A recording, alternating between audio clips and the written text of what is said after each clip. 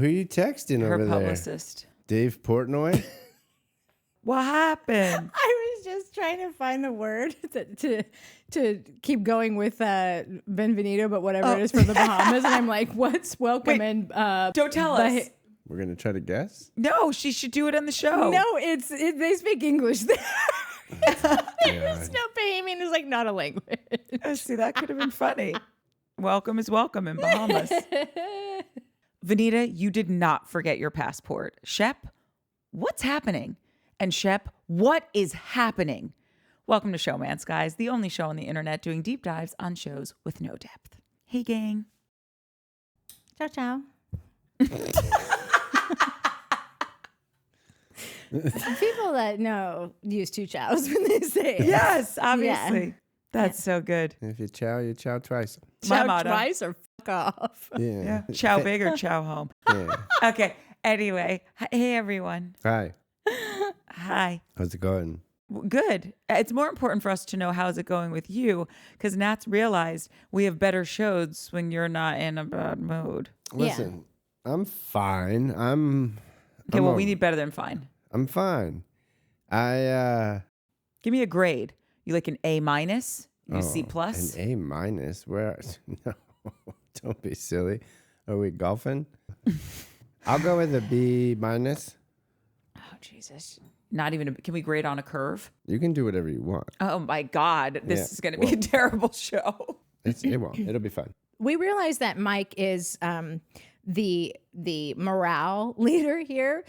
We just had like a real banger of a Bachelor episode, and we realized it was because like Mike was willing to deal with us that day. Clearly we didn't. Well, Well, I 7 would- people watched it. I would like to reframe it. I think it's because when Mike gets in a bad mood, it's so bad Yeah, there isn't that like it a pisses on everything else, and the cloud covers both of our sunny dispositions. Yeah. That's what happens. I feel like there's one episode that like has just a sliver enough to see that if you go back and watch them, you'll see like when Mike just walked off stage once when we were still talking. Yeah, literally just Whatever. and left. Anyway, we have a great episode, guys. Yeah. Didn't you think this was a fantastique? I don't know about fantastic. I thought it was a lot of build up the whole season for this thing that might happen next week. I thought it was going to happen last week, but it didn't. And then, okay, cool. So it's going to happen this week. Oh, it's not going to happen this week. So it's going to happen next week. So I'm in that spot. Like, yeah. Okay. Fool where me I'm once. like, what is, fool me Fool once. me once shame with on a you. shark necklace gift. Megalodon. Sorry. But yeah, when are they going to be on Megalodon. these two Adirondack type chairs sitting in the beach? Next week, I think. Where's that shot? I've seen that shot a Oh. million times. When is that actually going to appear on my screen during the episode and not in a coming attraction? So many people say coming attractions. so many, No, one I've been other. noticing it everywhere now, and I Okay, never well, noticed to it all before. you people, that's for movies from the 1960s. When you would go to a movie theater, I mean, it still happens, would but like know, now you being call it born in the previews. closest You to go the to the movies, 60s. and the coming attractions are the movies that are coming. The coming No, attractions. it's the coming attractions. It's We can probably say it. before Yeah, movies. I mean, I think probably it's anything from- attractive that's coming your way. If someone can say sex positive, I can say coming attraction. I'm not saying you. Okay. Yeah, that's like the most ridiculous term to putting me. We those didn't need two. it. We don't need fit either. I'm like up to my eyeballs and people being like, oh, fit check. Nice fit, man. Oh my God. We I didn't need to never- abbreviate dude. this. I never realized that outfit means it's for the out, like you're going out, so you're putting your fit on for the No, outside it's world. slang. That's not the etymology. Is it the etymology of the word? I don't know, but it just makes so much sense to me now. Like it's what you're putting on to go This could out. make sense. No? Well, I why thought people wouldn't were there just being be like an Riz. in-fit then? Because why would anyone just call it a fit? Check the Right? fit. Courtney gets it. That was What? good. Oh wait, I didn't hear what you said. What? Where's my in fit? Okay. Anyways, I'm waiting for this thing that at this point I don't know if it's even going to be that dramatic. You Well, know, like if he's it going to be is. like, "Oh, I love you," and she's going to be like, "I don't love you. You're a little bit crazy. I think I'm going to go." And then it's going to shift over to Craig being an alcoholic, and that's why he stopped drinking. And then I'm going to be a little upset that the Sienna thing didn't really pan out at all. And it was just a bunch of Shep being a Looney Tune for 5 episodes. Okay. The reason I say that this was a great episode, and then we'll get into it in order, is just because one, it's been a slow burn of a season, and we finally There's a burn, like it's been like there's a even slow burn. There's like smoke. snail I don't even think there's speeds. actual fire. Yeah, it's just like a snail trail. We're making charcoal of the here. stuff I put on my face. Yeah, I love this now. Listen, it's been such a slow season, and we finally have stuff cracking. And I really do feel that our biggest and best storyline is the de-evolution of Shep. He's losing it. Like this is the most bonkers behavior. So let's get into it. Let's just start top of the pops. No one is entertaining my theories. No. Still, No. Then I have one that like if like you're not going to be able. Well, you will because you will. You deny everything, question everything. I don't. I believe whatever you tell me. I've found just like somewhere that like you might be able to like we might be able to meet in the middle somewhere. So we'll get into that in due time. Okay. All right. So we start to open your minds now. Get ready to open your minds now. Okay. Are we going on an ayahuasca journey? Oh, that's or a part of something? it. That's a part that will enter the theory. So Great. Okay. We start off with Venita not making the flight because she forgets her passport. Mm-hmm. I feel like nobody heard from her. If you just forgot your passport, which by the way, it's a work trip. dude, they all missed their flights, which I'm convinced that like nobody It's missed their intentional. flights. They all came when they were supposed to come because they wanted to give the top tier cast, like the main cast, time to come in and for whatever to unravel. Maybe it wasn't going quickly enough because Sienna didn't show up at the airport, so like the story couldn't start there because Whitney, Ryan, Venita, and JT all missed their flights. All of them missed their flights. That's a conspiracy theory I can get down with. What I'm so annoyed with is even if let's just say you're not right. well, they all missed their flights. 4 of them. Yes. No. How does the executive producer and the Like, I mean- Venita, the most like organized kid in the gang? But let's talk about it. Wait, Venita's not someone who loses her passport. No. So Venita missed her flight because she was probably boning JT. Whitney, that dude misses flights all the time, guarantee it. I don't even know it. I'm just saying it, and I bet you it's true. Well, yeah, I'm sure Whitney's a dude that he's misses probably flights. thinking like, oh, they wait for me. Yeah, I own that. No, this is 100%. commercial, Whitney. I would have never thought Ryan's Ryan not a would flight miss a misser. flight Ryan would until never. I saw him go snorkeling, and I was like, "Oh gosh, you're just a pretty little fuck boy that homeboy has in the like." That dude's dumb as shit. 4 people. Dumb as shit. He probably didn't even know he was supposed to go to the airport Wait, this is to my get point, on the Natalie. airplane. 4. I gave you a perfect excuse for all 4 of them. No, but this is my hold Just on. an They're all on anomaly. the same flight. They're not. This is my point though. That I think Courtney has something to say. I have something to say. I can't. Courtney, Yeah, she I know. never talks. Never. She's. Well, I don't know how you got on this show. Like you've never have anything to say. By the way, it used we to had be to my own drag show, Courtney and I into doing the got podcast. Yeah, That we got the totally kibosh. bogarted we were Courtney's super original jealous. thing. We wanted to be. Whatever. Camera, it's been our lifelong dream. Yeah. You missed us. exactly. Correct. Venita does not miss flights, okay? She takes her spices out of the spice bottle that they come in to put them in custom spice bottles. And you're trying to tell me that for a work trip, you lost your passport? Not happening. But my point is, for you specifically, even if that's not the correct thing that like the producers wanted to get them there at specific times, something is messed up because it is statistically impossible that on a trip of 10 people, half of them miss their flight. It's statistically impossible. Right. Yeah. So I'm No, right. so I'm saying, no. I'm saying Fine. even Yada if yada yada yada. Natalie, you're the most brilliant person. no, here. because Just what if like, it we wasn't the skip over it. producers? What if it was Venita, JT, and the producers are calling her being like, hey, where is she? Listen, I think that Venita is obviously entertaining JT more than anyone else ever has in their lives. Yeah. But I don't think she's like missing flights to this little man. I just want to get straight to that joke that they were talking about JT when he got on the flight, and they're like, Oh I my wonder if they gosh. gave him his wings. Dude, hey, little guy, traveling alone today? Want to see the cockpit? He deserved that because That he's been was- such a Oh, totally. And it coming from Austin, who like I'm sure got mucho pleasure in being the one to deliver that But joke. Austin and Madison. I think it was Madison's joke. Yeah. Being a child of divorce at 2, and parents living in different states, I had to constantly fly by myself. How many pairs of plastic wings I have? Like if I would have saved them, they'd fill up a fucking jar. Totally. But it'll be so funny is if he shows up and he's like, oh, hey guys, look, like, you know. He's wearing them. Yeah. But it also, and I hate to say this because I gave him so much shit, but it did give me also insight into Austin and Madison's good times when they were together and how much shit talking they probably just would sit around and just talk shit. It was probably so funny. But those times are over. Those times are over.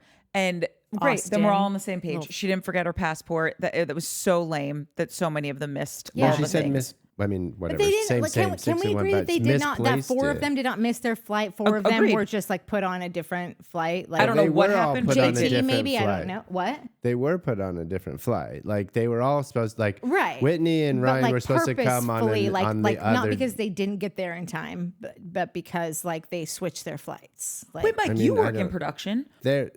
But they did come on different days. Like I think they were originally supposed to come on different. Like Whitney came however many days later. That day that he was supposed to come, he missed his original flight that morning. How do you know he missed it and didn't just go, I don't think we need to be there this morning because they still haven't gotten. But that's the story they're telling is, Whitney and Ryan missed their flight. They got on the next one. JT missed his flight. He's on standby. He didn't get on the next one. So what are we saying now? That production's still holding them back? No, just that 4 people, like the only person that has any like carte blanche to miss a flight, if you'd like, I assume if there is any carte blanche, is Whitney. The other ones, JT on the chopping block, Vinita probably like I assume she's got to be like will she, won't she come back? I don't know. Ryan should just feel lucky he was invited. Lucky to be invited at all. And yeah, these 3 do not miss. They don't miss their flights. This is a plan. Why do you think they're missing their flight? I don't know. I think it's because Sienna, she showed up late. She wasn't there much. I think that they thought that they were going to have a day with her that they didn't really have. Every producer that I know, like when they call down to stage, what scene are you on right now? Oh, we're on 7B. Okay. I've got 15 minutes then. I'm going to wait till the very last minute to come. And I still might be like 5 seconds later than like I feel like producers just have a thing about like not wanting to ever be somewhere that they don't absolutely have to be until the very last second. So that's Whitney. He's the only one that I think would actually miss a flight. And I still have an excuse for him. I think he's calling and being like, where are we on this? Oh, we didn't get that. So you guys have to push that till tomorrow. Okay. I'm coming later and I'm not getting there a minute too soon. But the first thing you said, which is the question I have for Mike, was that I think the producers basically told them to miss their flights and then got them there when they could get them there. Would production ever tell them to lie and tell Vinita to say you forgot your passport because we needed you to take a different flight because we weren't getting what we needed in the Bahamas? I mean, production will do a ton of shit, but I just don't understand. I'm confused. We don't need to belabor this, but like I don't know why 4 of those people, suspect. 4 people did not miss their flight. Okay. That's a bridge too far for you, I guess. It's not a bridge too far. You just keep saying 4 people didn't miss their flights. When they did miss their flights, I'm asking you, why did they miss their flights? We'll move it on then. Something fishy is going on. So Vinita's lying about it. They got Vinita to come and be like, all these people, I missed my flight because of this. Why would it JT matter? missed his flight, and they all missed their flight. And Vinita, why? What lie about it? Why? Vinita missed her flight. I just don't believe it's because she lost her passport. Vinita knows where everything in her life is. She is definitely. There's just no way she didn't have her and can we understand this is a work trip? Yeah, and she's also not going to not show up for a work trip. Like, it's like, listen, I don't care. I don't care. They can all miss their flights. Who cares? Okay, move it on. Okay, the next thing we walk into is Shep coming down his beauty pageant stairs. And what struck me as so strange besides the entire scene is Sienna.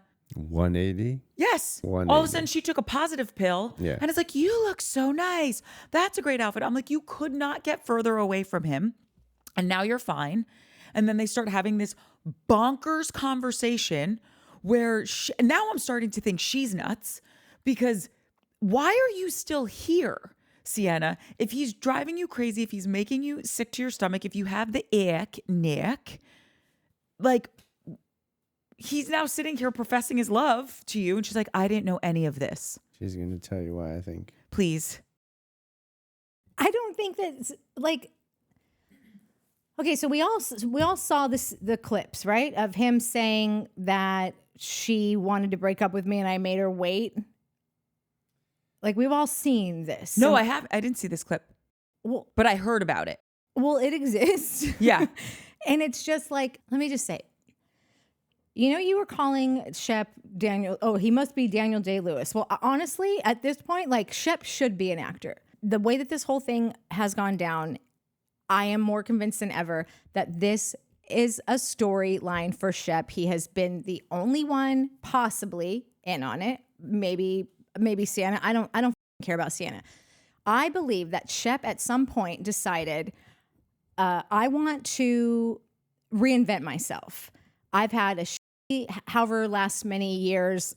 Now everyone knows I was wasted at BravoCon, belligerent. The last reunion was a nightmare.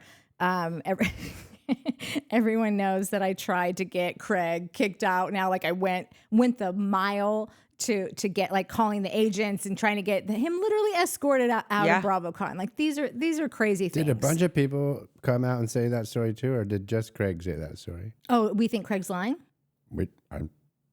Craig has lied about so many things. It's such an atrocious story that not having one person clap back at him. And I will say, Shep has already confirmed the fact that he was blackout drunk for like 3 days of BravoCon. Yeah. So that also could help bolster Craig's story. Yeah. I like I said, if one single person had come out and said, I was there, I didn't know about any of that. Like, and they all have no problem with being like, I didn't hear that, I didn't see that. Like, they do it. They just did it to Craig with the JT stuff. Well, whatever, it doesn't matter. So I believe that Shep on his own, maybe even during his ayahuasca trip, had this idea, like, ayahuasca or not, you could take that or leave that. But like, this story is so wonky to me that, like, it feels like he came up with it while he's on drugs. The most interesting part of it, though, is that I don't think that he told anybody on the cast. Like, this might be something that he worked with production on, but told no one else. It might be something he worked with Whitney on. A solo, that's it. But not anything, like, I don't think that Craig and Austin and Madison are, like, know what's going on. I think that they're all looking at him sideways like, this is insane, because it is insane. I think that he decided he wanted a transformation. And so I'm going to craft this relationship off this girl that I met online and literally, like, almost go out of his way to get his heart broken. Like, but to see it all unfold, to garner some sympathy, some support. Like, people love this. If we know anything from doing this show, we know that people get really, including ourselves, that's why we're here. We get really involved in these people's lives. And when they go through something, we all come out of the gates like a wild pack of animals to, like, defend the ones that we love and analyze the whole thing. And I mean, let's get like, this entire thing could be, it's a show. This is all entertainment. Who knows what's real and what's not?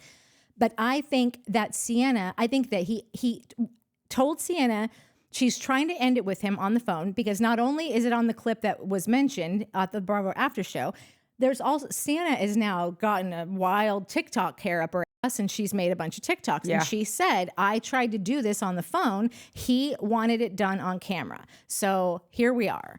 And I never wanted to be a part of the show. I didn't know who this guy was. I didn't know who that guy was.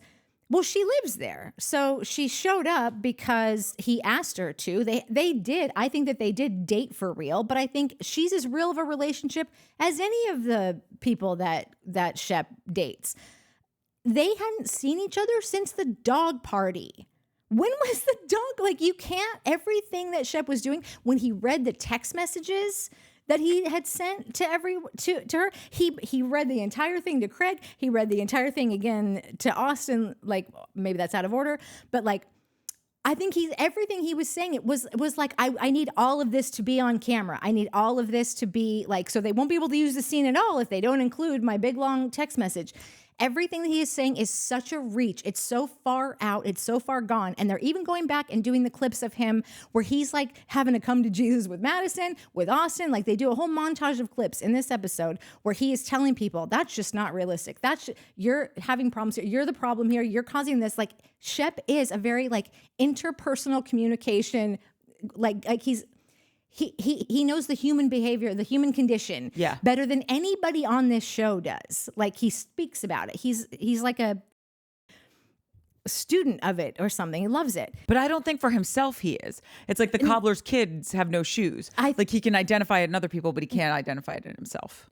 Shep is lying to every single person in his life. The only person Shep is not lying to is himself. He's lying to everyone. Like there is... You know that this girl wants to break up with you, and you still have all these like these weird things he was saying the whole time, saying them over and over again, having this like, so we haven't seen each other, and then like literally painting. What has he always done? He's always painted a picture. Like that has been like the best description of what Shep does in every episode, every interview, every conversation that he has 7 Ways Till Sunday. He paints a picture of what's happening. He did that this entire episode of like, what do you call it? Well, like exposition. Yeah. Like, you know how like you're like, there's a lot of exposition here. You're telling me a lot about what happened. When he sits her down and goes, so we met this way, and then it was fire, and it was ice, and it was this, and it was that, and it was electric, and then we discussed this. Like, and she's just sitting there like, like she knows she's being made a part of a show right now. And so she's acting so weird because she can't figure out like, what am I getting out of this? Like, I don't think production is paying Sienna to be on the show. Like, they don't pay significant others. It's why Gaston apparently won't be on the show because he's like, they can pay me if they want me on there. If not, then why would I deal with all that drama? I do understand that, but I also think you got other reasons. The same. Yeah. But like, everything that he was saying was just so... It just was unnecessary. They weren't normal conversations. They weren't conversations you would have with anyone. You're trying to give an entire backstory... And for like that doesn't make any sense. I think Shep for himself has the emotional intelligence and has evolved as far as like a 25-year-old. Like you think it's all emotional intelligence and not like someone deciding that they're going to take control of their narrative this year. Like they've had a shitty however many years. They went on this ayahuasca trip. They got in good shape and they're going to recreate themselves on this next. I do, but in a different way. So when I say like as a 25-year-old, I don't mean that you're dumb or you don't get things. I mean, when you're 25, you maybe are dating someone, but you don't have the balls to like stand up for yourself and just ask, what are we doing? What's going on? Maybe 25-year-olds of today do, but when I was 25, I wouldn't ask the tough questions because sometimes I didn't want to know the answer because I know this person's not that into me, but I have a good time with them. We get to hang out. I'd rather be with them than not be with them. And I don't know, everything that Shep was doing just kind of felt like he didn't actually want to be a mature adult and get real answers, have real conversations. He's in a one-way love affair. It's like when people remember Ashley I on The Bachelor. But Courtney, if she already told him, I want to break up with you, I'm ending this. But who says she's telling the truth? Like he's the one that's on the after show saying, I knew she wanted to have a talk. I told her to save it for the cameras because I'm an authentic guy. I owe my viewers the truth. Like I want, this is my life. She knows this is my life. She needs to wait for it. And then she says, I tried to break up with him and he asked me to wait and do it on camera. So like that's acknowledged by both of them. He doesn't say the talk was to break up, but what the fuck did he think the talk was? I'm not trying to get into like the semantics game, but just if what they've each said is what you just said, he said, she's told me I knew she wanted to have a talk. I knew she wanted to talk with me in someone who's like obsessed with someone and someone who's not like, so this person B wants to break up. Person A is obsessed. When person B says, we need to talk, that person's saying, I need to break up with you. person A is hearing, no, we're just going to talk. That's what I'm saying. Like as psycho as they are, right? And I'm just referring to this one thing. She's saying like the specific, like right, but that what she was she's specific saying about is the like, talk. no, I told him I was going to break up with him, and he told me to wait. What she probably said on the phone was, we need to talk, dude. And he's like, okay, yeah, but I'm going to come to Bahamas. We'll do it there. I'm going to do it on camera. In Shep's mind, who's obsessed with this girl, we're going to talk. We're just going to talk. That's what he says. I knew she wanted to talk to me, but he's not going to admit it. And what she's saying is, no, I tried to break up with him. Right, but what you said was we need to talk. So it's this game and he's also probably sitting here thinking, I'm coming down with the camera crew, all of this. Like maybe back. she's exactly. And he said it multiple times. I'm in uncharted waters. I know you don't do this. You don't let someone walk away when you know they love you. She knows what we have. She knows it deep down. He's in a novel. Okay. I just can't believe. I mean, it that goes Shep along with is like everything this that you've good. always thought about Shep, wanting to be. He wants a story told of him. He wants to be. But I believe he's telling the story, but he's not connecting to his partner. It's like, haven't you ever met someone who's like, oh my God, I'm dating this amazing person. Things are going really well. Like, I really like them. And then you meet the other person and they say, we've been on 2 dates. What are they talking about? But this person's in their own fucking fantasy When has land. Shep ever been that person? This is the new Shep where I'm opening myself up to love. And why isn't any woman just going to fall in love with me? Because he's never had. No. It's just no. It's just a no. Shep's never been told no. Yes. That's correct. what's happening. I'm telling you right now that this entire thing is fake. There is no way he's that good of an actor. Fake. I think that Shep could be whatever he wanted to be. He has been acting this whole time. It is like so, like the fact that neither of you will even entertain it as an option, it like is mind blowing. This is a 10-season show. This guy doesn't need, like, this guy is like, he's here for a reason at this point. He's spent the first 8 episodes on Craig, and then the last 3 episodes crying about a girl. So where's this like transformational development plan that he's whipped up with Whitney behind the scenes? I don't know if he's whipped it up with Whitney. But you said you probably did. No, I'm saying that that I don't think any of the cast knew. Like, I don't think that she's saying if I don't think anyone knew, but if someone did know, the only person that would know is Whitney. Yeah, it was cool. Like, and actually, you know what? Just to put you at ease, I take it back because Whitney is like such a fucker. Like you couldn't really trust him. If he was the responsible executive producer that like you'd love your executive producer to be, which he's not, then yeah, I think that would be a normal conversation to have. Like one guy, like them just knowing this thing and like not letting the entire cast and crew know that this other thing's happening, because that's just a recipe for disaster. But like I think I don't need you guys to like believe that like what I'm saying is the exact truth, but it's hard for me to understand how you guys wouldn't even entertain it. That this guy, Shep, that we've known this entire time, now has suddenly decided, I'm going to make a complete fool of myself. I'm going to ask this girl to wait. I've never not gotten what I wanted, so now I'm going to let the whole world see me not get what I wanted. She could not even touch him. When she does have that good moment, she still doesn't touch him. Because when no one has ever said no to you, I you understand go into that, something. but Shep is not completely like, he shows way too much of a pattern of seeing everything that's going on within people to like, you don't go from that. Like, I understand that people have like, there's different, like, oh, I can see it in you, but I don't see it in me. It's too much to not see. She literally told him, I'm breaking up with you, and he wouldn't let her do it unless it was on camera. So much about this really quickly. And everything that we saw, he finally told us that on the after show. This was shot forever ago. He doesn't say any of it in the actual show. These after shows are recorded after the scene or after the season ends. Okay, there's so many things to touch on what you're saying. Number one, and I have this note in my phone.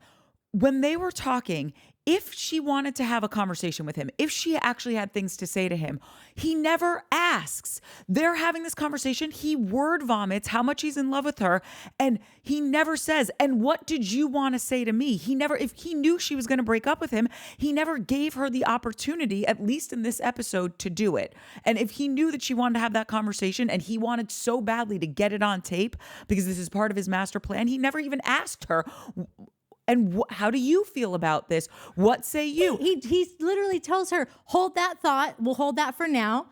Because on the call sheet, it says we're having this discussion tomorrow. See, and that's where I think, or like, it's him I'm not saying it's not that, the because I think that they don't information. know. But like, I think in his mind, he's going to have a 3 days of like how this whole thing is going to unfold. And that's the best way to garner exactly what he wants, is to like have it. We're going to do the beach. We're going to go here. You're going to like, it's just, listen, I am 1,000% convinced. And I like the fact that you guys aren't even 1%, like we should probably just talk about something else. And I'm just going to I'm just going to nod and smile to this other story B that is like, okay, I guess it's an option. I can acknowledge that this is an option. How you guys can acknowledge that mine is one is.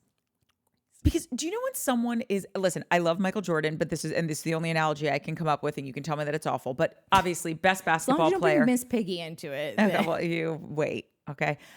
Best basketball player ever. Right. And he's wins everything, best at everything. And then he goes to do baseball.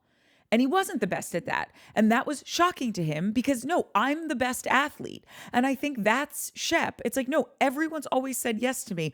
When I'm now trying to actually be authentic and really want a relationship, of course the person's just going to roll over and want to be with me because I'm Shep Rose. You guys, you know that I said that entire thing at the top of the show yesterday. Like, I know that option. I understand people who have never been told no. I literally said the only possible thing that's happening here is that he's just this guy who spent 45 years of, like, I understand that. I know that that's an option. I just don't buy it. Okay, then the last thing I will say about this is out of everyone in this room, I will say this. I have spent the most amount of time with people from Bravo. Yes? Meaning, like, I've had conversations with... Which is not, doesn't bode well. That means that you have personal relationships with them, No. so you're going to see them a little differently than what I'm just gonna average say viewer. Is, even if I'm just running into someone who I don't know from Adam, and I meet this person at a dinner through a friend, they're talking to me about the stuff on their show like it is their real life. Because I think it is their real life. I'm not saying that like these people don't have real life moments. I just think like, you don't think it's possible that Shep Rose, the smartest, most brilliant guy on this show, had a moment where he was like, I'm turning this whole thing around and I'm taking control of my narrative next season. I think that he tried to take control of his narrative, but just not in the way that you're saying it. I don't think either of us are disagreeing that that is something Shep could, would, has, will do again.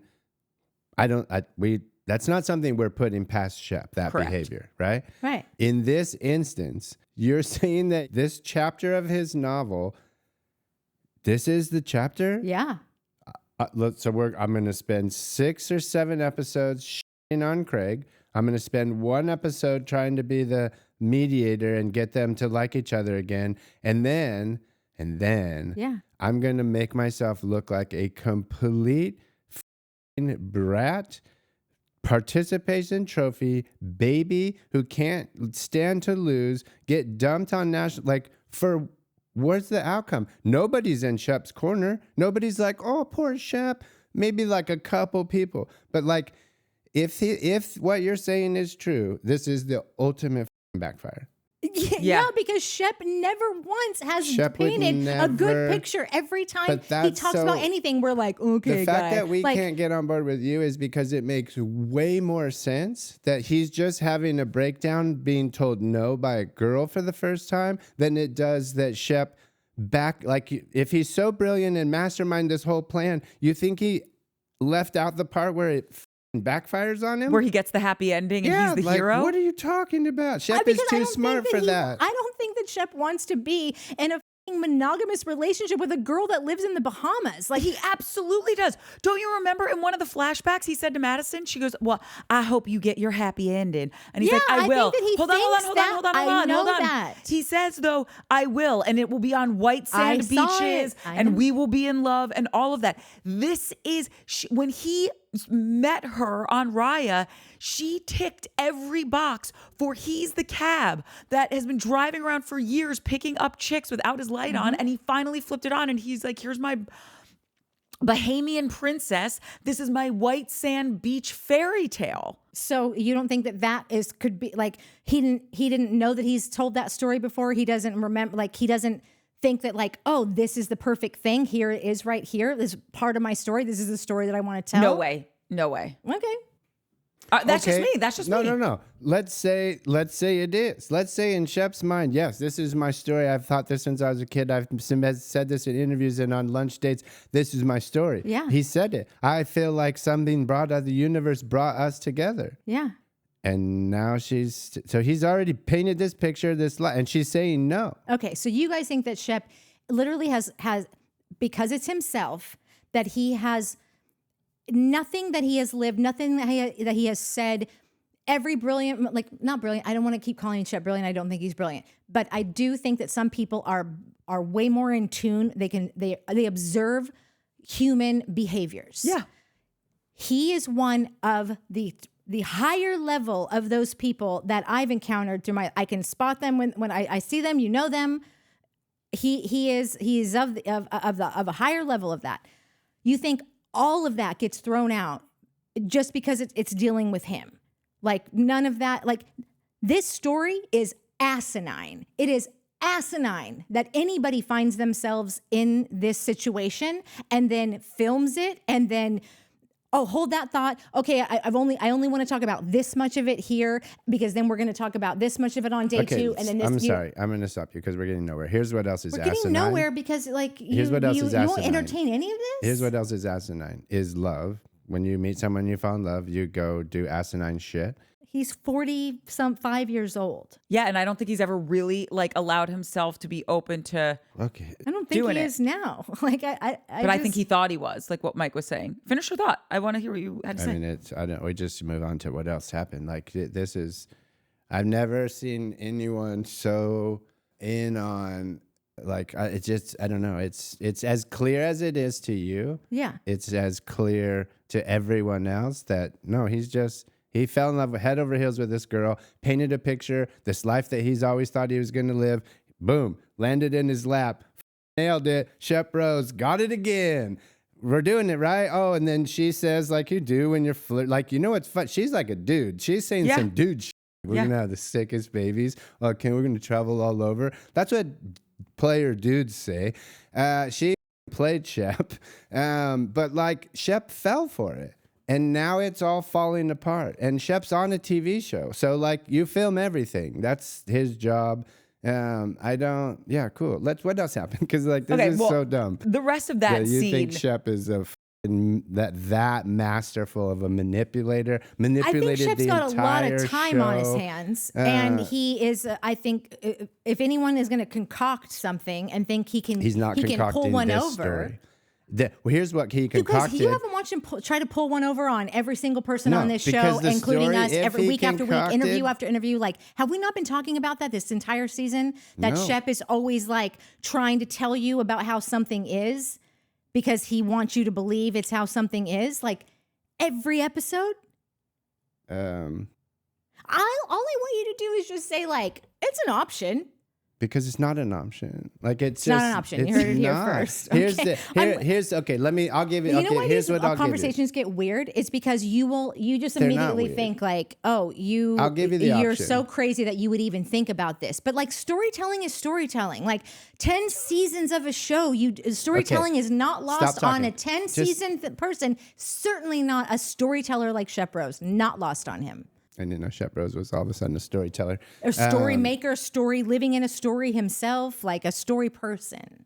Wants to be in a story. Cool. You were the one that brought it up that he was in a novel. Yeah, right. He fancies himself to be. Okay, great. So I'll say that this is a possibility. Here's the storyline that Shep created. This fucking Bahamian princess fucking whatever girl hit me on Raya. I'm going to go with, the blah, blah, blah, the whole thing, right? The ending is Shep Rose gets his dream come true. That's the storyline that he crafted, right? If this is all true, Shep Rose is leaving Charleston, the big fish, or small fish, big fish, whatever. He's leaving Charleston now, and he's moving to the Bahamas. So what's the storyline that he crafted? That he's going to get his heart broken by this girl that's clearly was never into it? Like he's going to have this romance, and then it's not going to work out, and then everyone comes to his aid because that's what we do. What have we been doing for Craig? when we're all Paige all day, all the 'cause they were way, in and a then real suddenly all we're doing is relationship. talking about This girl, this was not real. This was fake. This is like, it was fake. But not for Shep, I think is how we feel. I don't. I have this note I'm here so lost. that so many things. One, when I just want to call back to this, 'cause I really want this point to land. I'm not saying, oh, I know these people and I'm intimately involved with them. What I'm saying is what I'm always struck by is when I'm having a conversation with someone who's on a Bravo show, they're talking about, they're not only talking about this stuff, but they will talk about the stuff that goes on in their life the exact same way they talk about it on the show. These are not storylines. There's no producer whispering in this housewife's ear to tell me the same stuff that she told Tamra on the show now that we're at a dinner with someone that she doesn't even know me.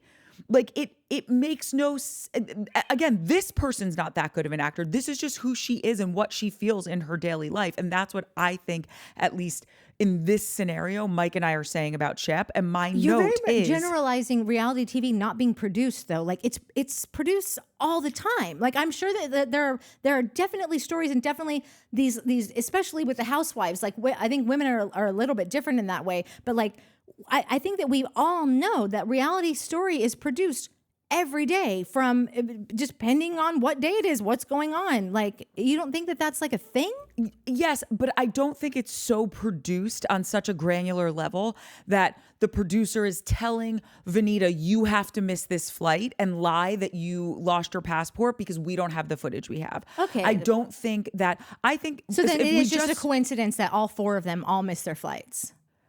I think something fishy is going on, but I don't think it's as produced as maybe your conspiracy theory is saying that I it just is. said that they are just like didn't have to be there. Like, oh, we're not working till tomorrow now, so we'll go later. Like, that's not really a conspiracy. That's just like a shift of schedule.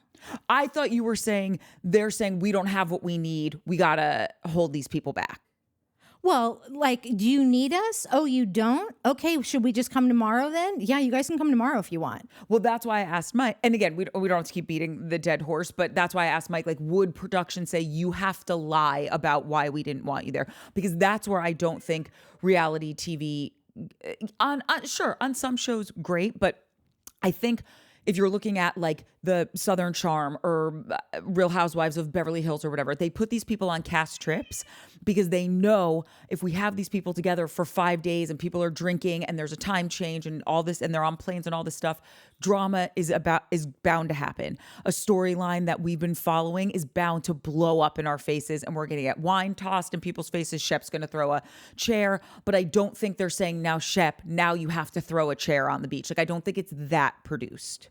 Yeah, I am not saying that Shep is being produced by anyone. I think that Shep is trying to produce himself. And that is a real thing. And any cast member has commented on any amount of shows that says it is so funny when people try to produce themselves.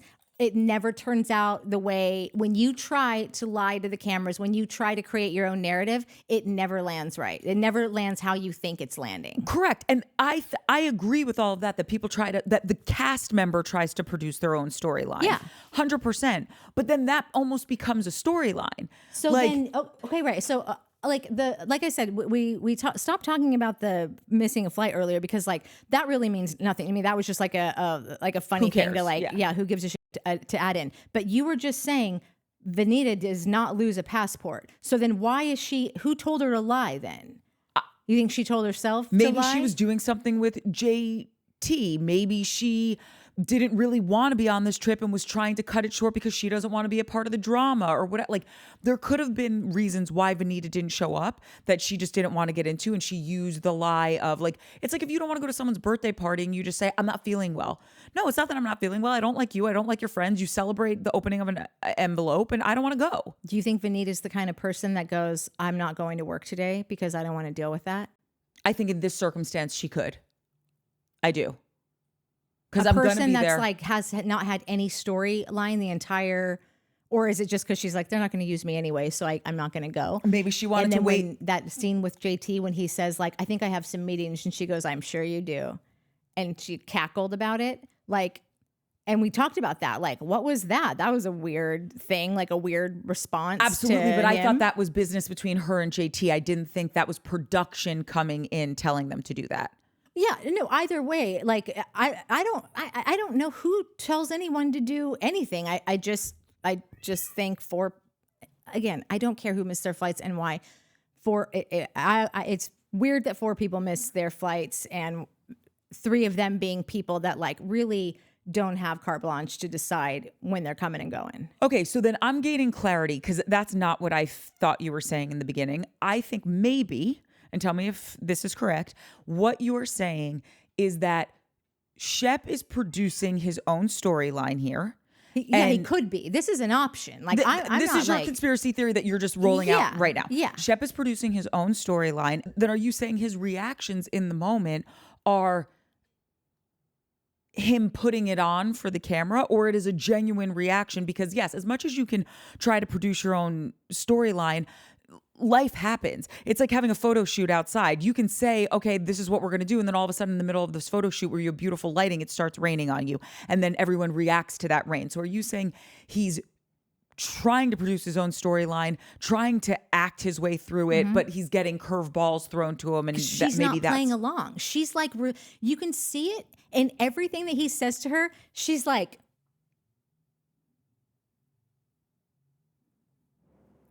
the look on her face. See, and I'm reading that as something else. What? Like what? Like what girl sits there and responds that way? Like, I don't know. We'll see. Like, what? Like, this is not a real conversation. Like, you don't sit me down after I haven't seen you in like what seems like it's been months. Like, could be up to 3 months. And then you sit this person down and you start telling her how you guys met and what's transpired since then. And these are the things that were talked about. Like, after all that, like, what kind of conversation, like, who has this, who's ever had a natural conversation like this of like, I'm going to tell you everything about our relationship that's like just all these like random details that like, she was there. She's the person, like, she's the only person that was there. Like, and so she's like, oh, I feel like she hasn't like figured out how this is good for her, like how this works for her. Like, I'm not getting paid. This guy's crazy. I showed up and now he's clearly trying to do something because everything he's saying is like, that is not what this relationship has ever been. And this is news to me. I'm just hearing this for the first time now. Oh, you didn't know? Well, now I do. Like, I don't think that she figured out, I don't think she ever got on board with whatever he was trying to do. And so in that moment, it's just like her trying to figure out, like, what do I even say back to this? Because I feel like he's using me to get something right now. And I don't know how am I benefiting from this? I do this, that, and the other here.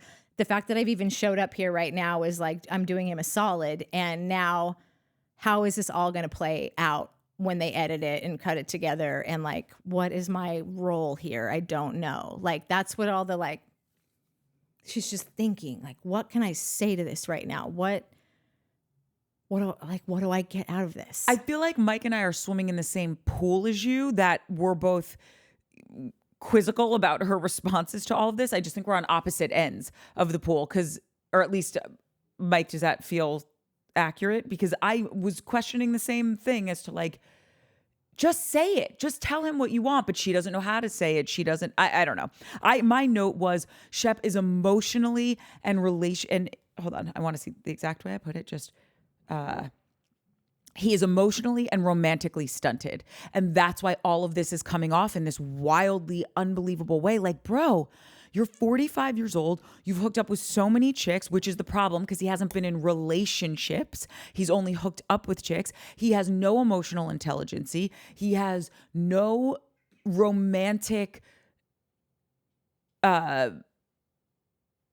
language. Like, he doesn't know how to be in a real adult relationship. And when he says, hold that thought to her, because I put that in quotes also, it's because he doesn't want to hear the truth.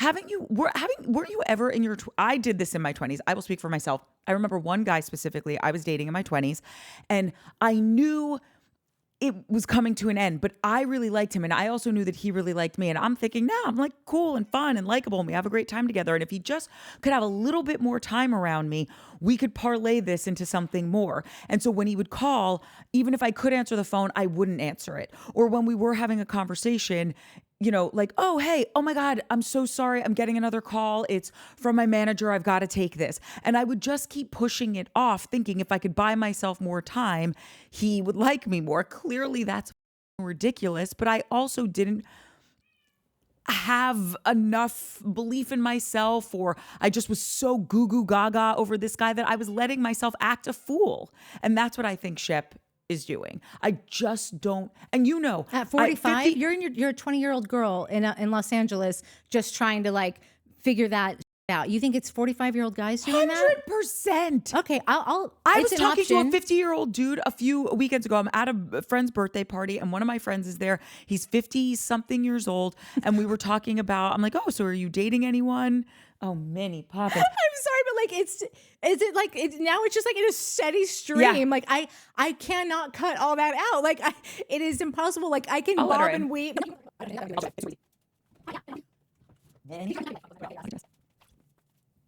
Okay, I'm wait. so sorry. I feel like this happens to you all the time, where she just starts going nuts, and then like you're right in the middle of something. And if that were happening to me, I'd be so frustrated because I wouldn't be able to remember where the fuck I stopped. It's totally okay. And I don't even need to say it. I think here's my question in an effort for us to move on, because I will say, if you, I have notes on the rest of the show because I found so much of it so interesting with his behavior.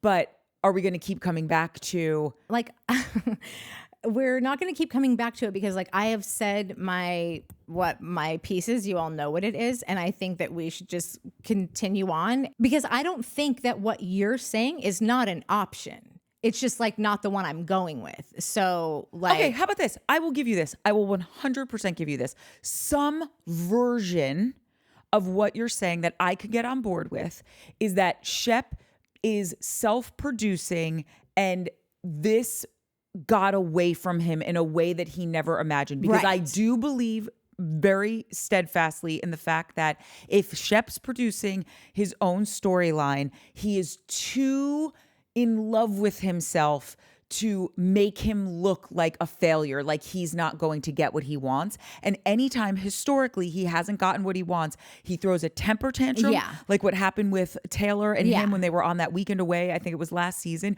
He freaked out. He started acting in a way that I didn't even know was inside of Shep Rose. Right, it was a gross set of behavior. It was a gross behavior. Totally. So my point is that if he's self-producing, which I can totally get on board with, then the story has gone away from him. He is now riding a deranged horse into a burning stable. 1,000%. And I think that is really the most important point. That is really the only thing I even ask that you take away from any of what I said, is that like, it doesn't matter how good you think you are. It never comes off. The camera doesn't believe you, or it just like doesn't unravel in a way you're not able. You're like, I'll do this on this day, and then like I'll do that on that day. Well, if that wasn't able to happen on that day, then like your the third part of your plan like can't happen. So then you're trying to fit it into like other places that it doesn't really make sense. So it unravels, and then like you're just playing cleanup. You're like in crisis mode of like, how do I get all of this back together? And so it looks to me like he's trying to say a bunch of things so that like, it's like me when I have my notes and I'm trying to get everything I said out because I think that one thing all leads to another. And I feel like that's what he's doing. He is literally a guy that's like here's the outline of like how I need this to go. Whether he has any feelings for this, like true feelings for this girl or not, I think at this point, like it doesn't matter. Like now his story needs to play out the way that he needed it to. I don't think that I don't believe that Shep got involved with this girl and like never had real feelings for her. Like I think that she kind of like affirms that like there was a moment that like maybe they were together, maybe they weren't. Like they never really talked about it, but like I guess we were kind of together. Like situationships can feel very totally connected for a long amount of time. So I believe that all happened. It just seems like his master plan of like how he wanted it all to roll out could not roll out that way. And I don't believe that Shep is doing all of this crazy behavior out of like really being like head over heels for this girl. I think he's head over heels for like what he wanted to play out, whatever that may be, whether he was actually going to be in the relationship for real or not. You could be in a very real relationship with someone, but when they live in the Bahamas, you're still Shep Rose living in Charleston. Like, it's still not a big like life change for you. So I think that he tried to get everything that he wanted out of this. To me, the bottom line of it is that things are not going as planned, and so he is scrambling to get out all the things to paint the picture, and it's not things aren't happening in the right order, and so it's every part of that is showing on him. When he's like freaking out and his leg is shaking, he's just he always thinking does like, that. It's the most annoying thing in the world. His legs shake when he's talking in his interviews. You'll notice it now. He has restless leg syndrome or something. Yeah. But you know when you think you've communicated something to someone, but you haven't. It just happened on Real Housewives of New York. It happens to me every day. Brynn had said that it was the scene on Real Housewives of New York where she thought she told this other castmate that she was raped.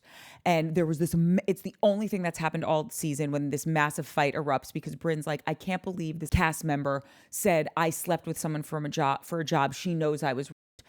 She didn't tell this other castmate that she was raped. She says, when she was word vomiting all this other stuff out, she was like, and I and blah, blah, blah, blah, blah. It's happened on other shows where you can see, and they can roll the tape back, where you can see this cast member thinks they said this when really they just were saying, no, I told you I don't like this person. And what they said is, no, I'd rather not go to lunch with this person, thinking that that is communicating I don't like this person. And what I think happened is what Mike was saying before, where Sienna said, we have to have a conversation. And Shep is so enthralled in his own Hemingway story that we've been talking about all season long, where this is his happy ending and he's going to spend half the year in the Bahamas and they're going to buy a hotel and fix it up. And they're going to have Bahamian children running on these white sand beaches.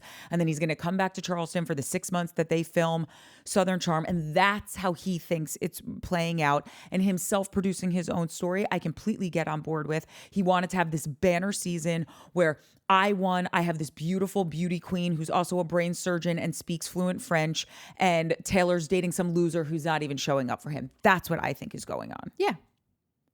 And I can partially get on board with the self-producing, which I think we've been saying this whole time, that Shep wants everyone to believe he's this good guy and that he's in this Hemingway novel and all of this stuff. And that he's going to win. And that, yes. Because right now, Craig and Paige are so very much together. And I imagine for someone like Shep, like just thinking back about how competitive he is with everyone, even how competitive he was with Taylor when he lost or whoever he lost the egg match to, and she stepped on the egg that day that you're talking about. Like, he has been that way always. So there's like a part, like right now, he's thinking like Craig's getting all the attention. He's like stealing the show from me. Like, the world needs to revolve around me, not this guy in this like public relationship. I want a public relationship of my own. So it's like never just been for like the right normal reasons. 100% So like agree. when you start from like weird reasons, it's always going to go into a weird place of like. But now here's where I think we might disagree. When we're sitting at the dinner table with all the cast members, right? And they walk in and Austin has this normal like, hey, dude, what, like Austin's so casually trying to get a signal from Shep, and Shep nervously is like you can tell Shep is unraveling. And this is where I don't believe that he's this good of an actor.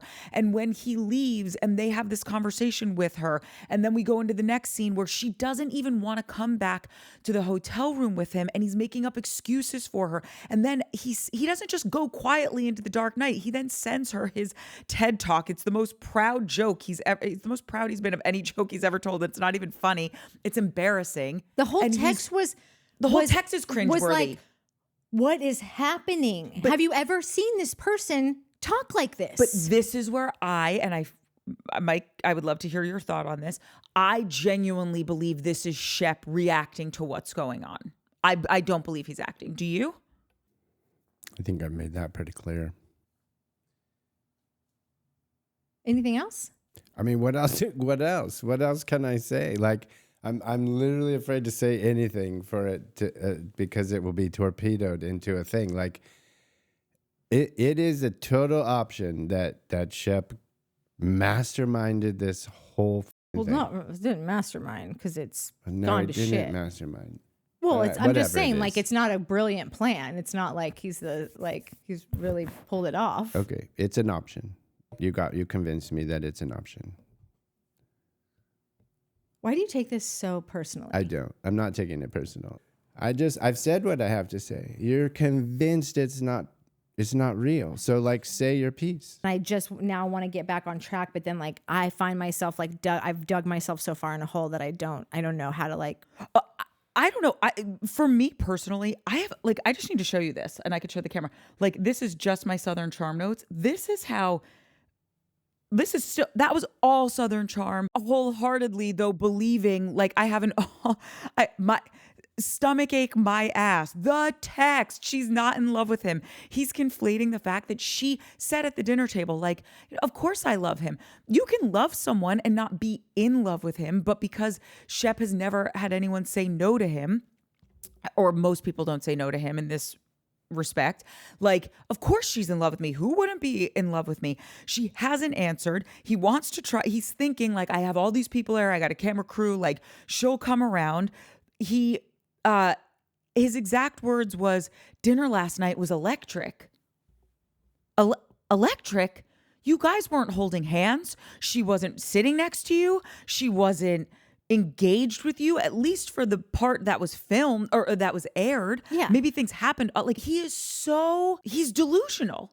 He's absolutely delusional to the reality of the situation. And that's what I was more knocked sideways about, where it's like, you're reading this text out loud to people. Everyone knows this is so cringe and you can't face it. And where we part is you think that he's putting that on for the camera. And I'm saying, no way, dude. He is absolutely in his feelings of, no, it's fine. Let her go to the barbecue with you guys and I'll go snorkeling. And last night was electric and we're going to get back on track. I think I know what's happening. Please. We've talked about this before. Natalie loves someone who loves you, right? Yeah. Like, that's your jam. And you said it like...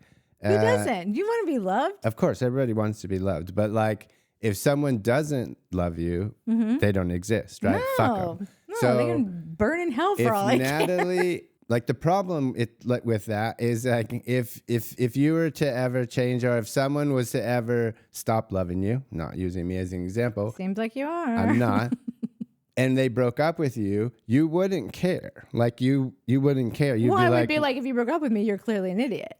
exactly. Yeah. So like, you don't care about them. You're an idiot, bro. You don't get it. Fuck off, right? So you're never fighting for anyone. You're never going to fight for anyone who's broken up with you. And I think that's the problem that you're having a hard time realizing, is that you never had to fight for anybody. You never had to be a lunatic and type 47,000 different versions of a psychotic text to get someone to fall back in love with you or not leave. I don't know if you've ever had that in torture. I think you might be onto something. And I'm the nutbag who has. That's why I'm looking at Shep being like, I did this when I was 26. It never works out. Don't do it. I think that's very insightful. My parents just always instilled in me, like, and maybe that was their, maybe that's the thing that we now talk shit about, is like, this mom told her son that he could have the world. And so now they're living their life thinking that, of course I can have that. I really did grow up with that in my mind. My mom and my dad both were like, I would walk in the room at 5 years old and my parents would be like, hold the phones. What is this? Like, that's how they were to me. You think that Shep's parents were that? Yes, I do. And actually, I think this is kind of hilarious. 100%. Every parent who leaves their kid a trust fund is like that, even if they're an idiot. And we talk about this all the time. We're like, I'll walk into the room and you'll say, oh my God, Court, like, it's such cute pants. And I'll literally tell you, oh my God, I wore them home and my mom drove me to a store to buy new pants because she The exact quote was, "Your pants are offensive," and didn't want me wearing them around her. And you're like, I could walk in with no pants and my mom would be like, "You're perfect." And don't get me wrong, that sounds terrible. My mom is amazing. My parents just are very candid people. Yeah. And they are not telling me that everything's perfect and amazing. And I think that it's an interesting point that Mike brings up, because I do think Shep's parents erred more on the side of your parents as opposed to like being critical of him. Right, but that it doesn't even matter if then, like because it doesn't even matter. Like Shep has money. Shep comes from money. Shep comes from a historical family. Shep has privilege. Like Shep doesn't get told no. Like there's a difference between never being told no and being told you're the most special thing in the whole world. The outcomes are probably the same, right? Because you think, well, I deserve everything because I'm the most special person in the world. right, but I would never chase anyone ever. Right. Which was your original point, which is why I think it's a really valid. That's why you don't understand Shep chasing like someone. losing. Like you're fine with that loss, maybe. Like I don't like. Yes, I see what you're saying. You would never chase anyone. So by the rationale would be, well, Shep would never chase anyone, but Shep will chase when he's losing. Like Shep can't fucking lose. He can't be told no. Because I think when he does, and I actually was talking about a different callback. You were talking about the one where Taylor dropped the egg and he lost his mind. Yeah.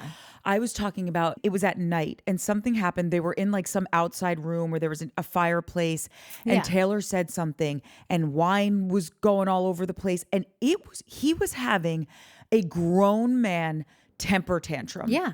And when I say grown man, I just mean, no, he is chronologically 43 years old, but he's acting like a 3-year-old. This is wild to watch. Yeah. And I think when Shep doesn't get what he wants, the wheels come off like we're witnessing. Yeah. And the difference is you were told you were special the whole time. So you're not going to chase anything because you're too special to chase. Yeah. Which he is. Shep was told that we win all the time. There's a difference between you're special, don't chase anything. If it doesn't want you, it doesn't deserve you. Yeah. And Shep, we don't fucking lose. We Right. win every time. Right. So now Shep's losing and he's freaking the fuck out. Right. Losing his marbles. I'm with you on all of that. He's lost the narrative. Oh, yes, 1,000%. Yeah. I'm just looking at, because I'm curious, because obviously this whole episode was just Shep heavy. It was all about him having, however he got to this meltdown, it was all about him decomposing scene after scene, where it's like the conversation they had was so cringy. Then they go to dinner and they're not even on 2 different pages. They're in 2 different libraries. Then she doesn't want to come back to the hotel, which is because she has a stomach ache. Then the next day she's like, oh, I don't drink and I'm hungover. And it's like, well, her story's not adding up because she just has the ick nick and wants to get away from him. And then he sends her that text message that is so nuts. She never responds. He finally gets her on the phone. She doesn't even bring up the text message. He doesn't bring it up because he doesn't want to know the truth at all. Yeah. And every scene was just a different iteration of He Shane did becoming. bring it up on the phone. He does bring it up at some point. He I brought just it up know on the when phone it was. call. She's like, yeah, that was really intense and really a lot and heartfelt and intense. Yes, sorry, I stand Like- corrected. He does bring it up, but she doesn't say, like, which brings me to the point that I don't want to be with you. All of they're just the whole episode is just him digging himself in deeper in a really embarrassing way. So if he doesn't want to lose, like, isn't that at a certain point, like, if like, no, you don't lose, no, you don't get the you don't go to an auction and get auctioned off for way less money than Craig does by someone. Like, remember that whole debacle? Yeah. Like, and so then he's just going to keep showing us himself losing over and over and over and like. But I don't think Shep You looks are at it. humiliating yourself. The only upside to this would be the public support and sympathy and outpour. We do it for Sierra. We do it for Craig. We do it for Paige in a different way. Like that's the mecca of reality TV. Like, that's when you get the big deals and But all I don't the think he's fans looking and at it and the himself as making a influx fool of like himself. millions of followers. He's and looking like, at this situation as, oh, I'm down in this game right now and I got to pull out any stop to come back and get ahead again because I don't lose. And you think that text message was, he thought he was going to get himself back on top with saying all those weirdo things. I do. And all the weirdo stuff like in the conversation. 100%. And then how he lied about, so many she said times. she missed me, and then we cut straight to camera. He never said 100%. that. You're trying to prove a point. I'm not trying to prove a point. But I believe what I you're believe. trying to ask questions to be like, gotcha. I'm sorry. I'm not doing gotcha questions. I'm just like, I'm not like. All the questions you're asking are proving our point. When you're like, well, da-da-da-da, yes, da-da-da-da, yes, he was saying crazy stuff. Yeah, that's what psycho crazy people who haven't been told no and think they're in love and have painted a picture and now it's all. Because I thought we were on the can't lose thing. You can't lose. You don't lose, Shep. So he's just going to basically blow himself up as like a giant loser. We're watching for. We're gonna see three episodes of a giant loser. Hold on. 3 whole episodes. One second. That's what I'm personally saying. I don't think he's looking at himself as I don't mean loser like I'm losing the game, like loser like I'm a dork. No one likes me. This is so icky. This is cringeworthy behavior. He's not seeing himself as that. He's seeing himself as the score is Sierra 500 and Shep 250, and Shep has to pull out some moves to get up in the game again. He doesn't look at himself as I'm this disgusting, nerdy, cringy guy that she wouldn't want to be with. He's saying, if I just tell her this is how I'm feeling, this is so special, don't let it slip by. He thinks these are good moves, I think. Yeah, I could see that being the case the first time. The second time, maybe I feel like it's going to keep going and going and going. And we are just going to watch this person make a complete, pathetic fool of himself. And like, it is just, for me, such a massive reach. I understand that people are blind when it comes to themselves, but I don't. It's really hard. It's impossible for me to believe that like he's that stupid. This is where I do have experience because I may have been dumped a whole hell of a lot in my life, but I will say this: everyone who dumps always comes back. So I have experienced when a guy comes back and is desperately doing anything to get me back, and they know no bounds. They say things that I'm like, no, I'm telling you now, you are embarrassing yourself. Don't there is nowhere for this to go. And they will then send the email and then they'll check back in a week later with a phone call. And I will text and I will say, with all due respect, I haven't answered the text. I haven't answered the email. And I don't want to pick up the phone because I'm not trying to give you false hope. Everything you're saying is lovely to someone that likes you. That is not me. Please stop. Yeah. And I've experienced guys doing this. And they read it as, no, I'm coming back and valiantly gonna give her everything that she wanted. Yeah. And it's like, no, I'm really grossed out now. Okay. Being a loser can have its perks, ladies. Is there anything else to cut? Because we have really gone deep on this. Is there anything else? So weird. And none of the girls were mic'd in their suite. Like, there's a whole scene of them all having breakfast, and Vanita just got there. Like, no one has a mic on. It's all camera audio. That was weird. I didn't even notice it because I was so fuming from Shep just dousing himself in kerosene and lighting himself on fire. Oh, you know what I thought was really weird? Remember when Taylor said at the end of the episode when the girls are on the beach and she goes, not to, be like throwing this in his face, oh, this is a taste of your own medicine, but maybe Shep should start dating some girls his own age. And I'm like, aren't you 15 years younger than him and you thought you were the best thing for him? Yeah, I think she's a 4-year difference between her and Sienna. Yeah, so I think, okay, how about this? It's at least a 10-year age gap. So, yeah. I'm saying what you're saying. Yeah. She's barely any older than Sienna, and she's gonna say but she thought she was an appropriately aged partner for him. So I just thought that was like, are you just bad at math? Or are you not doing the math on this? No, she's just flailing. Yeah. This poor girl can't get her boyfriend to show up to anything, and I would break up with him. I mean, I would too, but at the same time, I think that she doesn't even really take him all that. I still think that she's just still so obsessed with Shep that it's like, if she doesn't have a boyfriend anymore, then like it would be too obvious how obsessed she was still with Shep. But like Gaston can just kind of do whatever he wants, and she's not totally affected by it. Maybe this is just a possibility that she's not super affected by it because he's really just there anyways, so that she can hang out with Shep and get and like talk about him and be around him and be like, no, I have a boyfriend. I'm totally not into you. Like, I actually agree with everything you're saying. However, I think it's completely subconscious. I don't think Taylor is that emotionally evolved that she realized that's why I think she's not melting at the fact that her boyfriend never shows up anywhere. She seems to just sort of be like, oh, well, what are you going to do? Or he would, why would he come when you guys all hate him or what? Like she just, there's not enough like real, she's a dramatic person. And the fact that we never hear any drama with her and Gaston, like what she is going through with him. She never talks about that. It's all just about even conversely what Shep is saying, what Shep is doing. If Shep would stop meddling in my life, like, okay. But even conversely, she's never like sitting with the girls at the beach, and maybe she does, and it just doesn't make the edit. But I find that hard to believe if you're talking about your significant other that much. Just saying like, "Oh my God, he did the sweetest thing," or "I'm so happy because." She never even brings him up in a positive way. No.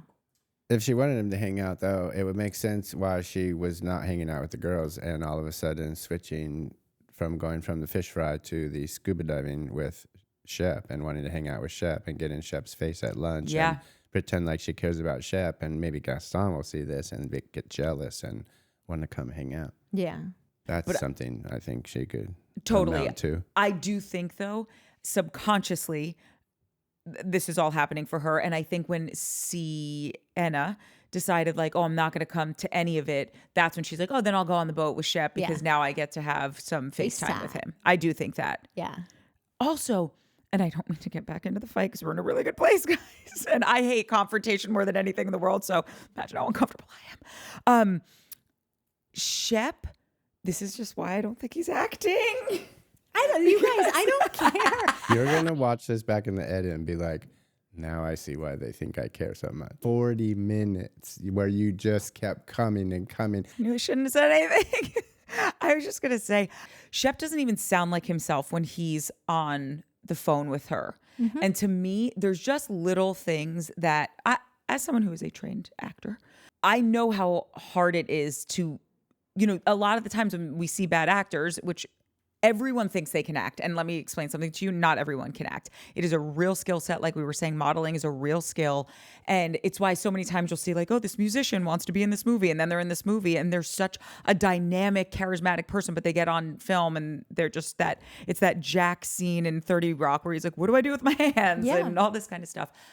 It is so hard to be that nuanced where his voice changes with her because he is so desperately trying to like hold on to this thing that's just slipping through his fingers in every second. And I think throughout the entire episode, I was just blown away by, his leg is shaking like crazy there. Okay, he always does that. I think it's still nuts, but he is having some emotional response in this moment. Yeah. He is coming to dinner like a shell of himself. He doesn't even know how to give a normal thumbs up or just like a cool, like, when someone's like, oh, give me a signal, but don't be obvious. And the person's like, yeah, that is Shep. He has an inability to be a normal human person. Yeah. If you go back and watch him give the thumbs up, he's like, is this even my thumb? I don't know. Yeah. The more awkward when they came upstairs and he's like, got Sienna by the arm, like a capture, like I got her, I captured her. Yes. And she's just like, but they're not even like, it's not even like an arm around or walking up together. He's literally got his hand around her arm like some like you don't even walk that way with someone. And I just think he kept doing all these little things at different moments that made me just buy into more of the fact that like, wow, he is really having a legitimate emotional response, because I just don't think he's that nuanced of an actor. Yeah. And I just kept tracking it throughout the entire episode. Yeah, I'm on board with all of that. I just think it's for different reasons of why you think it is. So like all those things are happening. All those things are real. All those things are crazy. They're all super embarrassing. They're nutty. They're cringy. I'm all like, I can't even watch hidden camera shows.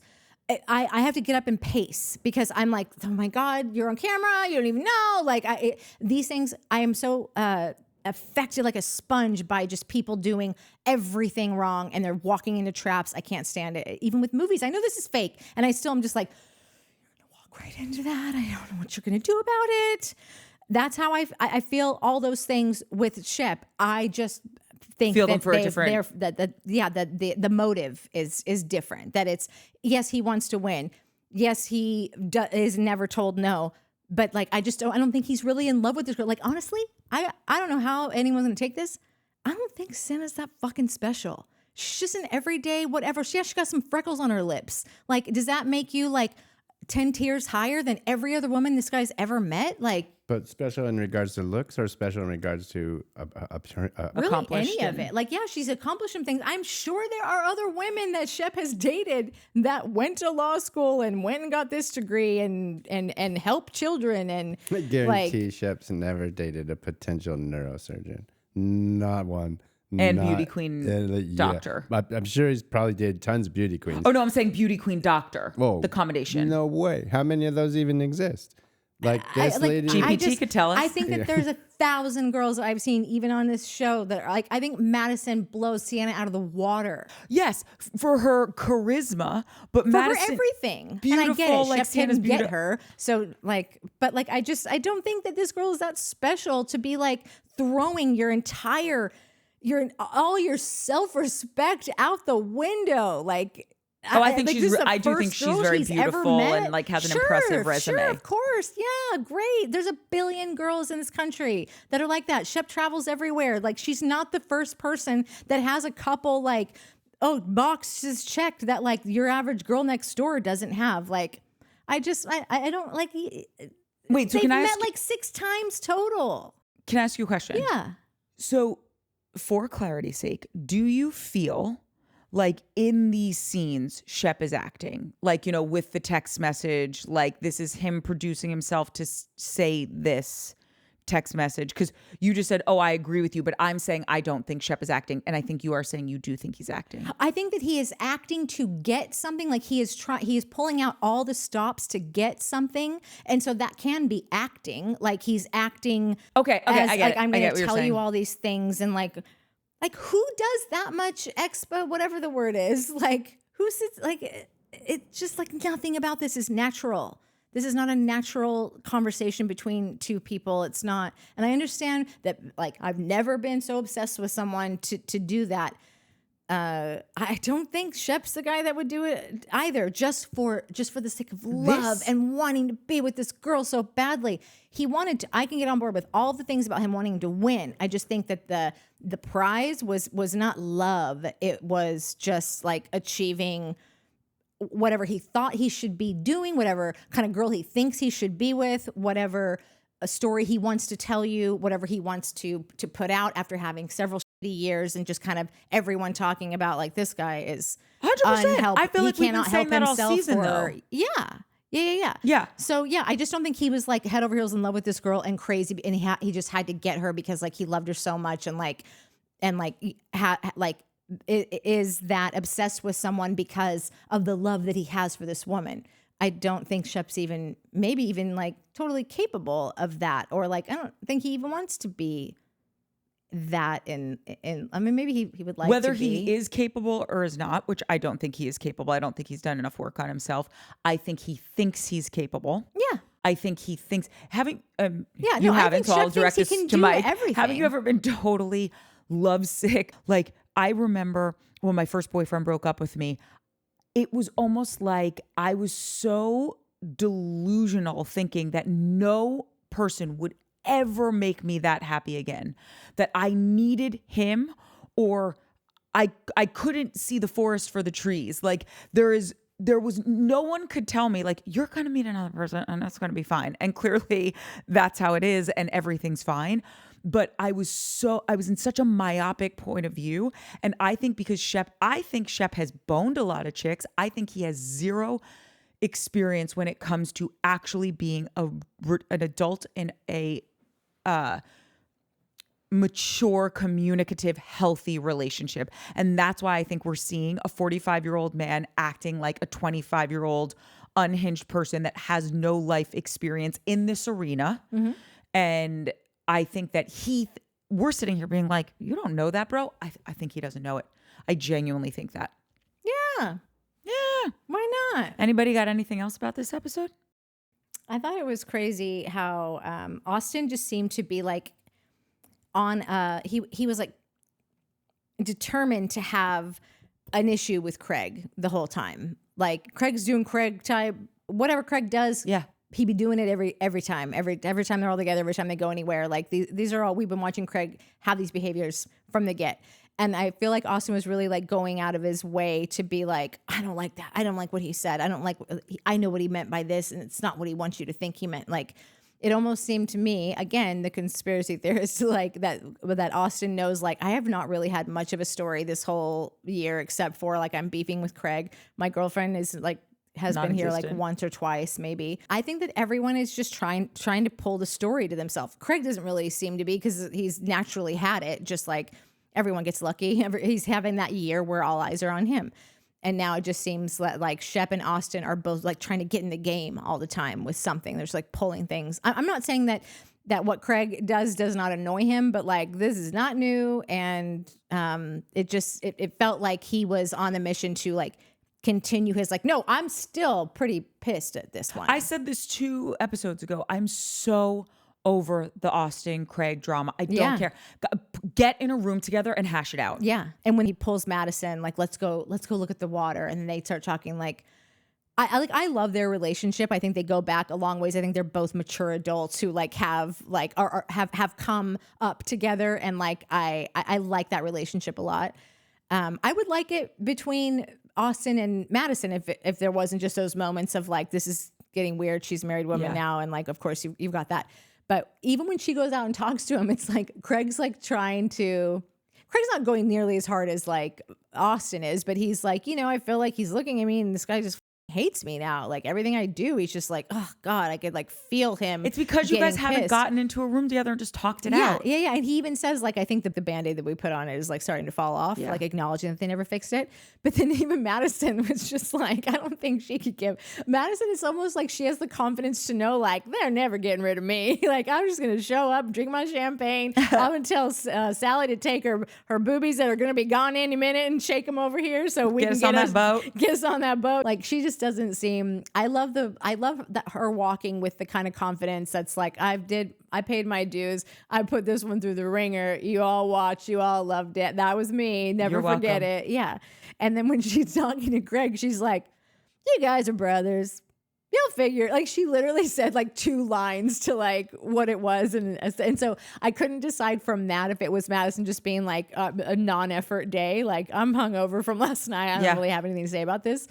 Or it just being like, this isn't a real thing. Like, no, I think they are annoyed with each other. And I think it's Madison being like, oh my God, ladies, figure, I'm so tired of, they'll be sisters forever. That's what I'm saying. Thank you. And that's my point. I think she's just like, ladies, get in a room and hash this out. I'm so tired of, I don't want to be dragged into this storyline anymore. I think she's just over it. Yeah, and she's got bigger problems. Yeah. Like her husband has cancer for crying out loud. Yeah.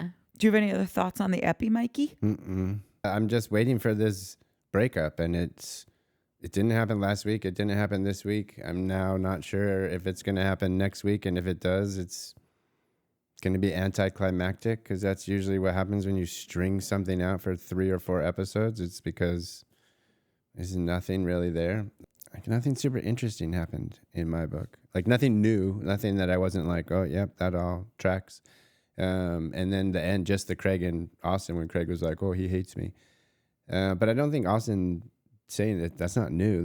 We spent 7 episodes on this show because it was so boring. And these 2 were just like, was just pick on Craig season. And so I think Austin's just doing exactly what he's been doing this whole time. Shitting on Craig. I think because I love the minutia of things so much. Yeah. That's why I was riveted by this episode. Yeah. Because I'm waiting for the byproduct of the breakup. I don't give a shit. Listen, in my mind, she's already broken up with him. Right. I'm just waiting to see Shep's reaction to all of this because that's that's going to be next season's thing. Like we're not getting any of that. Right, but we're going to get a little bit of him throwing the chair, of him talking about it at the reunion, and that's what I'm curious. And then, yes, of course, it sets us up into next season. That's what I'm waiting for, because it's inevitable that she's breaking up with him. Like, we obviously know that that's going to happen. I just want to see Shep's actions because of reaction to all of it. Somebody asked Sienna if she was offended by the comment that Craig made about like how long of your ancestor, like when did your ancestor, or how many generations have your ancestors been here? And she's like, oh no, I wasn't offended about that.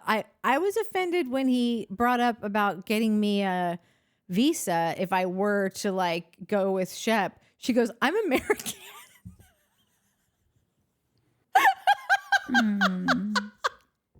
I love that. I think that's something we can all get behind. I'm an American. I have an American passport and I have a Bahamas passport. A Bahamian passport. Yeah, like I think that's so perfect for some schmo to be like, oh, Well, not some Sienna, what was your first language? You speak English so well. You're telling the girl who literally Googled what is welcome in Bahamian. Like and subscribe. It's like it's English. This episode, like Shep, has really blown up. Every iteration of this has holes. Yeah. Right? We just need to pray that like we meet Austin and he's like, I'm going to tell you what really went down. Yeah. I need to get down to brass tacks. Yeah. I need text messages. I need timestamps. I need cell phone towers. I need this in front of a judge. By the way, I'm interested to see what the comments section is going to be. They're going to be everything that you guys are saying. That's the story that like you want to believe. It's just when there are a bunch of cameras and schedules involved, it is next to impossible for me to believe that anything can really go natural anymore. Like, I'm sure that there are moments that they do because it's out of your control and something happens in front of your face, but like, but you know things how they don't all happen say, and things don't happen every day in your life to be show worthy. Like, I'm sure there are a handful of people that live that like are, no, this guy's life is made for reality TV. You can't believe it. But even the best reality TV person like does not have enough things happening in their life where they're going to have a soap opera drama that's going to be every week. Like what happens to him today, you know, like it's at see, a certain I think point, a lot you of people have to- are, maybe not everyone, but like if someone put, I think, a camera on my life, because I'm thinking, oh, I'm boring, that nothing. But then I'm thinking to myself, no, if you put a got camera a on me, UPS guy. You got so many. I got my UPS. Yeah. I got my UPS stories. Yeah. Because they're putting a magnifying glass on top of everything. And the emotionality then starts to get turned up on all of this. And I think these things that you think could be banal or everyday become very interesting to people. And we love to watch it and comment on it. Yeah, no, we definitely love to watch it. It would be really hard to have that interesting of a life every week that at some point you weren't having to like stretch some things or start creating something when you're having a bad season. And it like, I just think that and like, that's not me hating on any of this. Like it's hard work to entertain week in and week out and bring things like, it's just fucking hard. Listen, at the very least, it's interesting to think about if he is going in that direction. I just want to read some comments because they're just too good. So ZB182, who This one's amazing. I know, and I think he's the guy or girl. I'm actually not sure, ZB. You don't have to tell us or tell us. Can I just make a comment before we do the comments? Yeah. You need to do the comment, I think. Make a comment if you want it read on the show. Well, that's valid. But like, I'm afraid to read the comments because a couple of the commenters, I think, are gunning for our jobs. I know. They're really, really good By at the way, this. ZB is better at this job than we are. 100 times Yeah. better than we are. Christy Sheik's better than we are. Joanne Greco, a little pervy, but way better than we are. Like, I'm a little concerned that we might be out of a job. Or if we ever need a fill-in, check your emails. That's right. We might be hitting you guys up. You think that she's more pervy than Christy Sheik's, who made sure to land the point that Craig wanted to shower with Paige, and she didn't even move out of her bed. Chrissy said, do you know how many women would die to shower with Craig? You're not wrong, Christy. You are not wrong. Not even a little. See, she's not pervy. She's just right. Like, I can't. Showers are for showering. And I don't know. yourself. I need. Really. I would need to like set the lighting, and like I would just really need to like overhaul the whole shower. Plus, our shower is the size of one of those like U-Haul garment boxes. It's like a cruise ship shower. Yeah, like totally. a cruise ship I had shower. a sailboat once that had a bigger shower in it. And we have a separate bathtub. Like what? Yeah. I mean, It's real bad design. yeah, it's insane. Okay, so ZB says, I've been waiting to hear your perspective on this episode. And I'm only reading just the first part of it because, again, you'll take our jobs if I read literally the whole thing. It's like, why even watch the show? Just ask ZB what she thinks. I mean, you know what I'm saying. I know that as a viewer, I'm supposed to get on the anti-Sienna train because of how she's treating Shep, but it is so hard for me to do so. Shep has gone his whole life thinking that because of his family lineage and money, he does not have to do anything to get women interested in him. He didn't have to develop an interesting personality or even have to be kind and pleasant to women in order to get them to like him. And in Charleston context, he was right. The male to female ratio of Charleston favored him. His lineage favored him. And if he had only continued to date within the Charleston bubble, he probably would have gone his whole life thinking every woman wants to be with him, and that is his and that his shit doesn't stink. I'm gonna have to bleep that because there are so many people that hate. Just kidding. I'm not going to. I'll be like, I didn't say it. ZB That's said a quote. it. We can't mess with the quote. Yeah, I want to quote you. I don't want the author fondly coming. and accurately, warmly and accurately quote you. Okay, but he had to look beyond Charleston and U.S. borders to date a whole Miss Bahamas because he thought so highly of himself that he truly believed that a pageant princess would be falling over themselves to be with him. Shep Rose. No comment on that comment because I don't want to get back into it because I feel like everything ZB said is really accurate and I agree with all of it. Yeah, this is a thing. This is totally a thing. I just think there's more to this story. At face value, I would not take Shep at face value for anything. I think Shep has too much time on his hands to just be like, oh yeah, no, that's the normal response to life. At the risk of losing my job, ZB, if you could comment on what after you watch our this episode, if you could comment on what you think is going on. I just feel like cooler heads prevail and you've got a cool head and you're wildly accurate. So I'm curious. Well, have you heard from Robin Sutherland? No, I have not. Have you? I sure have. What's Robin's got to say? Also could be a boy or a girl. Robin Sutherland, 3691, just commented 53 minutes ago. Fresh off the press. Hot off the press. I don't believe the Shep and Sienna thing at all.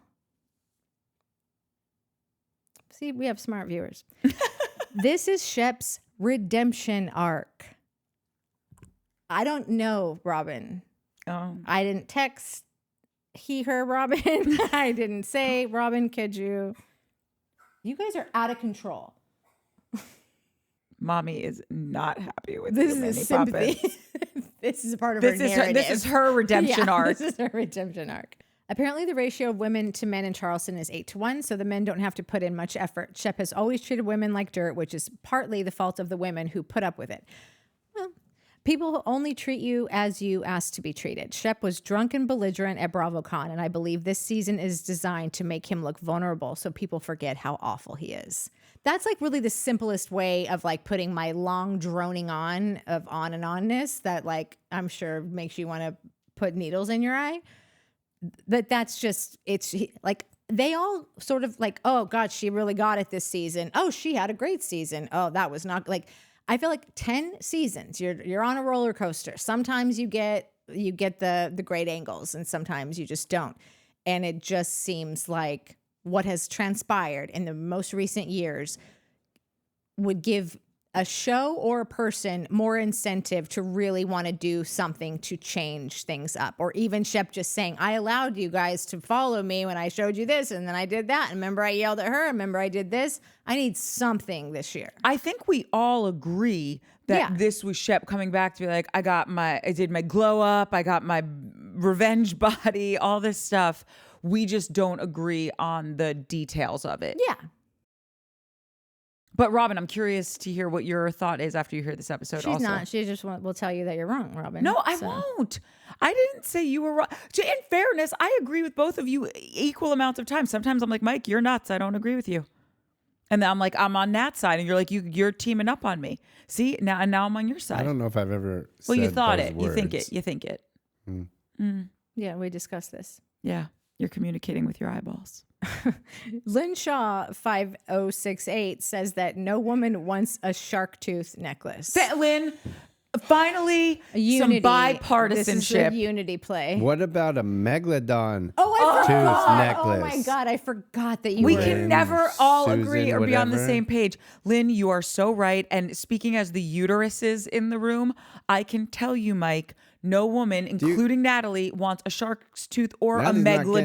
megalodon's Do you tooth. guys even know what a megalodon Natalie's is? not Don't want getting it. one. She's not good enough to get a megalodon. I don't Dude. want any You guys tooth don't even necklace. appreciate anything. Okay, I do. Mary Lyon 1230 says, I don't think Shep will go back with Taylor. Typically, when a guy ends a relationship, he is really wanting to move on to something different. He didn't respect her during their time together. A big tell. Austin is a nothing burger this year, too. His girl apparently doesn't want to film. Can't blame her. Vanita is desperate to be relevant, hence jumping in a pool, which is silly, and going after JT, also silly.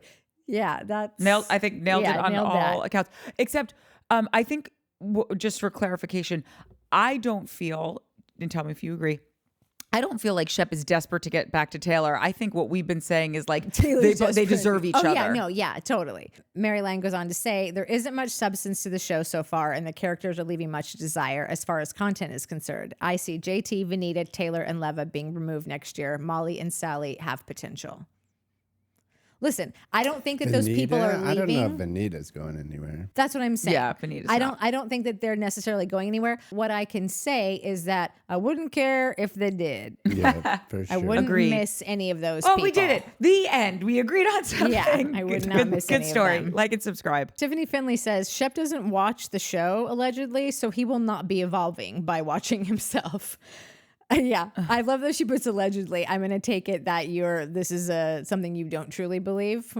Like, you think Shep's not being like, he's probably inviting girls over to watch the show. You know how there's like Bachelor Night Yeah. where like they all have a party and like 50 girls come over? Do you I believe think he doesn't Shep- watch the show? No. Mike? I don't know. I could go. I'm either way on that one.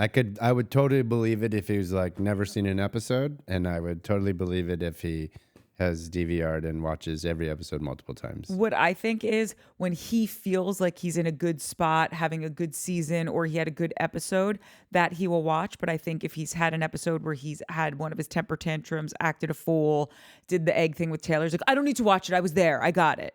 But I also think I think it was Mary just was like Shep thinks so highly of himself that he's like, There's nothing to learn from there's watching nothing me. to learn. There's nothing to watch. It was fun. It was perfect. It was exactly the way I wanted it to. There's no way to re-edit that because I nailed it. Joanne Greco also Joanne. says, like, she's like, there's a couple of Joannes, but one I thought was fantastic was if you got a shark tooth necklace from Shep, you have Pepsi and herpes. Totally. Also, 2 more shout outs to Joanne. Thank you for sharing that story. That was pretty gnarly. Thank bet you. we- I did reply to you, and my grandma was pretty freaking cool. So there is a chance I would have done Shep to get my grandma a meeting with all these people. So, You're a good You grandson. skipped ahead. That was the next comment. oh, there it is, right So there. the comment he's referring to is Joanna said, so Mike would have done Shep for his grandma? To which I guess we got the answer. A Yeah. little. Just a little. How can you suck a little I would dick? have done a Sally, as they call them. I just suck a little bit. Yeah, I think that was a great wrapper up, Yeah. Mike. Chrissy Sheeks, my best friend, Yeah. said, while I cringe at Shep's pitiful pacing and phone calling and his nervous leg frantically fluttering out of control because he can't accept that Sienna is not into him, I agree with you guys. Shep cannot deal with not getting what he wants. I don't think his therapist is helping much. Boom. Touchdown. She's my best friend. She Suck didn't on I know me. you make guys. miracles happen. Whatever. Well, she's Sounds our like best friend she's now. our best friend No, now, you yeah. can't. Don't try to bogart, It Christy. sounds like it's She sophomore wanted- year, yeah. and Christy's moving tables. Yeah. Editor Danielle Marie says that she's back for more bad takes from me and that I did not disappoint. You're welcome. You're welcome. Shep and Taylor are dysfunctional, not destiny. Just because they are obsessed with each other doesn't mean it's healthy or right for either of them. I feel like she speaks your language. I never believed that they were a healthy match. Courtney and editor Danielle Marie believe that the best in people, that they're going to find their true selves, their best selves, and come out and make the right decisions. Clean up your act. I don't think that they are. I accept them for who they are. I meet the people where they are. I'm one with the people.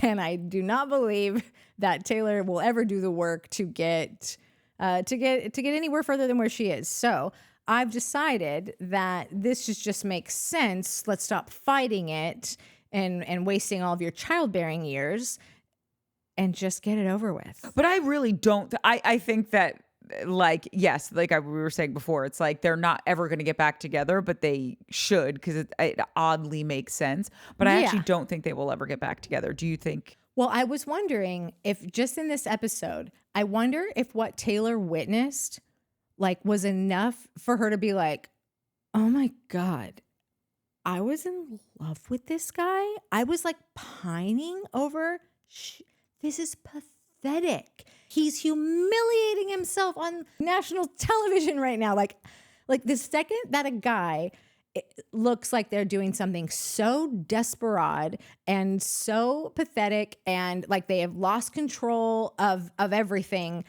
like that is the shit that the ick is made of. You know, like that's a recipe for like ick soup. What she witnessed. If that doesn't kick her, then nothing will. Editor Danielle, let these two crazy kids find happiness, because like if that does not send her away, nothing will. So agreed. Yeah. Dun, dun, dun. Dun, dun, dun, dun, I went to The Price is Right. Me too. So fun, right? My roommate won the whole show. How long did it take till she got her cash and prizes? I don't know, but I remember her selling everything that she got because of the taxes that she had to. She's like, what am I going to do with a lapis globe? A valuable crystal. Yeah. No, she was the roommate that that watched the show every single day. She was my roommate in Santa Barbara in college, and we're from the same hometown, and she'd watch it every day, and she's like, would you guys go? She was like the sweetest girl you'd ever meet, like just so sweet. Would you guys ever go? I'm like, oh yeah, we'll go with you, Mara. And then she got picked, and then she won the Showcase Showdown. Good for her. Yeah, 18 years old. It's all downhill from there, though. No, I mean, not for, specifically, just like you can't. You peaked. Also probably like how we lived in McMansions in Santa Barbara for our first year in college. Like that wasn't a wise idea. Like nothing has ever been the same ever since. Nope. So anyway, okay, like and subscribe, and stay tuned for Summer House. Mike's favorite show. Mike is so excited to do Summer. Mike has never been more excited to do this show than he is right now. This is not your dream job that you thought it would be, is it? Ciao for now. We're in it together now.